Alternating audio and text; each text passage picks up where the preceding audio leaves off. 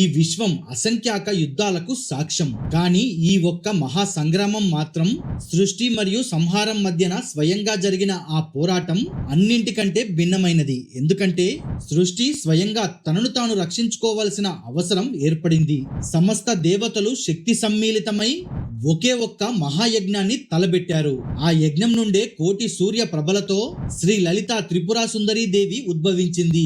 మనము ఈ లలితాంబికను శ్రీచక్రంగా కూడా ఆరాధిస్తాం.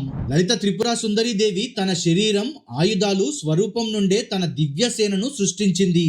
ఇంకా ఒకే ఒక్క హుంకారంతో 6 కోట్ల యోగినీలు, 6 కోట్ల భైరవులు ఆవిర్భవించారు. అలా సృష్టి యొక్క పూర్తి శక్తి ఒకే ఒక్క సైన్యంగా ఏకమైంది. ఇప్పుడు రణరంగం సిద్ధం. ఒకవైపు విషం మరియు అంధకారమే ఆయుధాలుగా బండాసురుని భీకర రాక్షస సేన, మరొక వైపు సృష్టి యొక్క సమస్త తేజస్సు, సృజనాత్మక శక్తి మరియు దైవిక సంకల్పమే సైన్యంగా లలితాంబిక దివ్య శక్తి సేన. ఈ మహా సంగ్రామం దైవమాన కాలం ప్రకారం 4 రోజులు జరిగింది.